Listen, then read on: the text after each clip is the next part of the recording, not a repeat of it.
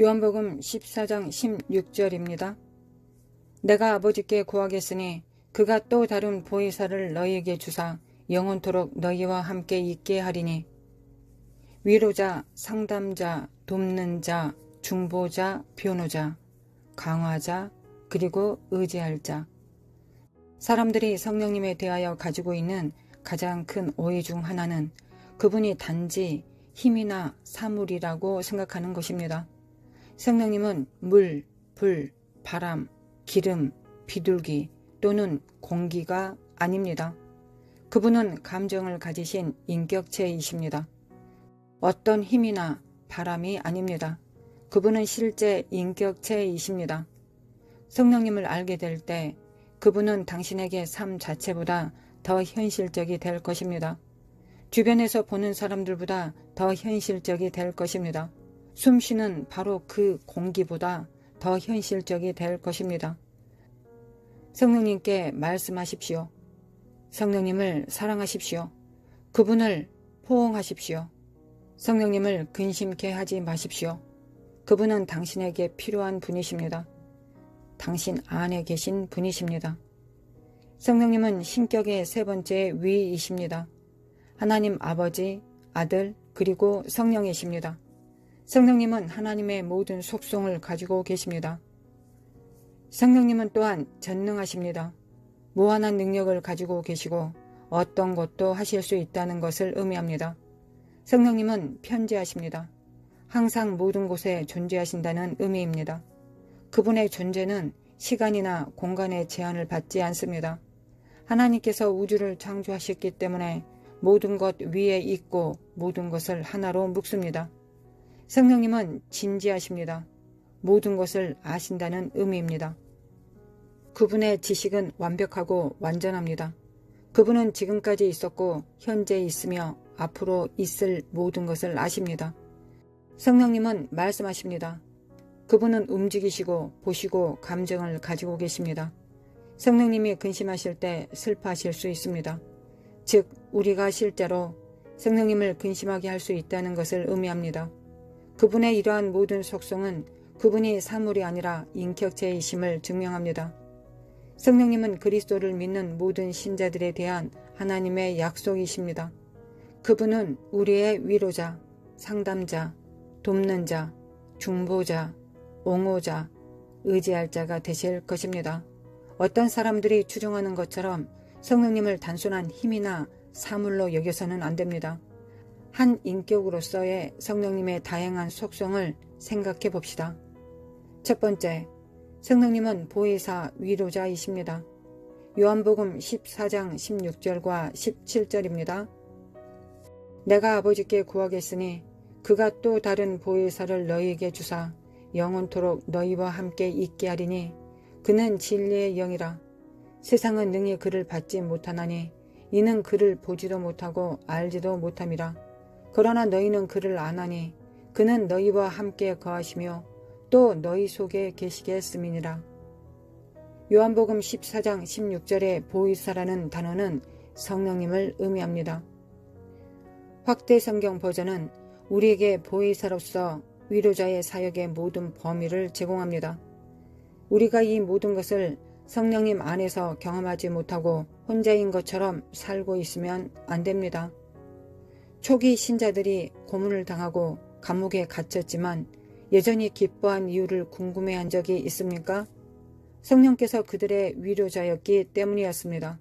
세상에 고난이 없다면 성령님의 위로가 필요하지 않을 수도 있을 것입니다. 예수님은 우리의 삶에 어려운 때가 없을 것이라고 말씀하시지 않으셨습니다. 그러나 성령님을 통해 우리에게 위로를 주실 것을 보장하셨습니다. 무슨 일이 있어도 성령님이 당신과 함께 계십니다. 그분은 당신을 강하게 하시고 경고케 하십니다. 당신의 삶에 힘을 가지고 오십니다. 믿는 자들에게 가장 큰 비극은 그들이 어려움에 직면해 있는 것이 아니라 최악의 때에 성령께서 우리와 함께 하신다는 사실을 거의 의식하지 못한다는 사실에 있습니다. 그분은 힘을 가지고 우리 안에 오십니다. 두 번째, 성령님은 가르치십니다. 예수께서 나중에 제자들을 떠나실 때 그들이 겪게 될 적대감에 대하여 예수님께서 제자들에게 말씀하셨습니다. 누가복음 12장 11절 12절입니다. 사람이 너희를 회당이나 위정자나 권세 있는 자 앞에 끌고 가거든 어떻게 무엇으로 대답하며 무엇으로 말할까 염려하지 말라. 마땅히 할 말을 성령이 곧 그때 너희에게 가르치시리라. 성령님이 그들의 입을 가득 채우실 것이며 그들이 재판들 앞에 서게 되었을 때 대답할 정확한 방법을 가르쳐 주실 것입니다. 이 일이 바울을 포함하여 사도들의 삶에서 이루어졌습니다. 그들이 장로들 앞에 설 때마다 큰 지혜로 말했습니다. 스데반이 그것을 증거하였습니다. 그들에게 말할 것을 가르치셨기 때문에 사람들이 그의 말하는 지혜를 당하지 못했습니다. 사도행전 6장 10절입니다. 스데반이 지혜와 성령으로 말함을 그들이 능히 당하지 못하여. 세 번째, 성령님은 죄를 깨닫게 하십니다. 요한복음 16장 8절에 예수님이 성령님에 관하여 말씀하셨습니다. 그가 와서 죄에 대하여 의에 대하여 심판에 대하여 세상을 책망하시리라. 그들의 구원을 위해 그리스도의 완성된 일을 믿기 전에 죄인에게 죄를 깨닫게 하시고 주님의 필요함을 인정하게 하시는 분이 성령님이십니다. 죄인들을 그리스도께 인도하는 것은 놀라운 설교나 설득력 있는 말이나 카리스마가 아닙니다. 죄인에게 그들의 죄를 깨닫게 하시는 성령님이십니다. 그들의 죄에 대해 진노하시는 하나님이 계시다는 것을 들을 때 그것이 사실임을 압니다. 영생을 얻을 수 있도록 예수께서 그들을 위해 죽으셨다는 것을 들을 때 그것이 사실임을 말해주는 분은 성령님이십니다. 성령님은 우리가 의의 길에서 탈선할 때마다 죄를 깨닫게 하십니다.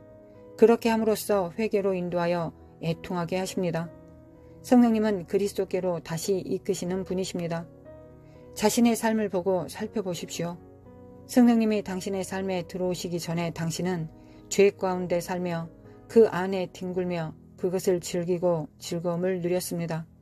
그러나 성령님이 당신의 삶에 들어온 이후로 죄를 지을 때 느끼는 죄책감이 있습니다. 경건한 슬픔이 있습니다. 당신은 지금 죄와 사는 것에 고군분투합니다. 왜일까요? 성령님이 죄를 깨닫게 하시기 때문입니다. 이전처럼 죄를 즐기지 않습니다. 네 번째, 성령님은 교회의 임무를 지도하십니다. 사도행전 13장 2절에 어떤 선지자와 교사들이 금식하고 주께 기도할 때 발생한 사건을 기록하고 있습니다.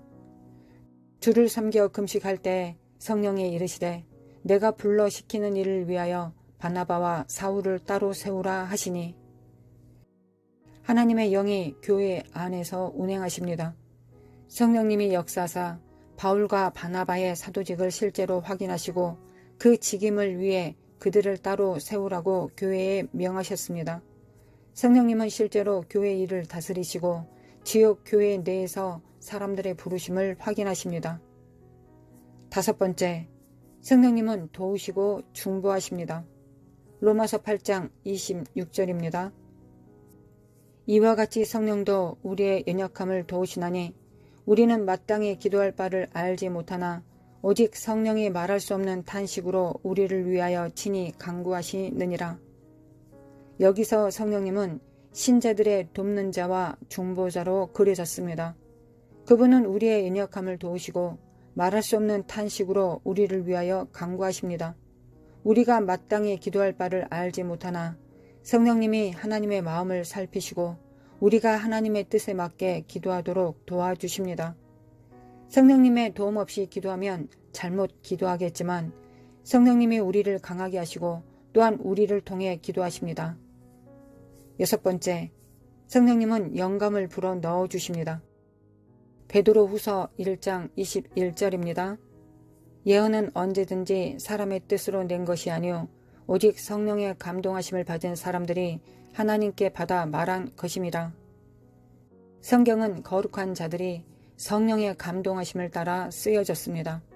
아담의 7대 손 에녹과 같은 사람이 성령의 감동을 받지 않았다면 어떻게 그리스도의 재림을 예언할 수 있겠습니까? 성령님은 여러 세대의 사람들에게 영감을 불어넣으셨고 그들은 하나님의 마음을 보았고 받은 계시의 분량대로 기록하였습니다. 7번째, 성령님은 거룩하게 하십니다. 베드로전서 1장 2절입니다. 곧 하나님 아버지의 미리 아심을 따라 성령이 거룩하게 하심으로 순종함과 예수 그리스도의 피 뿌림을 얻기 위하여 택하심을 받은 자들에게 편지하노니 은혜와 평강이 너희에게 더욱 많을지어다. 성령님은 신자들이 매일 거룩해지도록 그 안에서 끊임없이 일하고 계십니다. 성령님은 우리가 그리스도와 함께 걸을 때 매일 더 거룩해지도록 계속해서 도우십니다. 이러한 기능이 힘, 영향, 하나님의 속성에 의해 형성될 수 없다는 것을 강조하는 것이 중요합니다. 오직 인격체만이 이런 일을 하실 수 있습니다. 성령님은 인격체이십니다. 비록 그분은 보이지 않으나 여러 가지 방법으로 자신을 나타내실 수 있습니다. 성령님은 인격체이시며 우리의 믿음의 행보를 돕기 위해 보내심 받았습니다. 성령님의 사역을 경시하지 마십시오. 성령님 안에서 신자로서의 당신의 위로와 안위가 있기 때문입니다.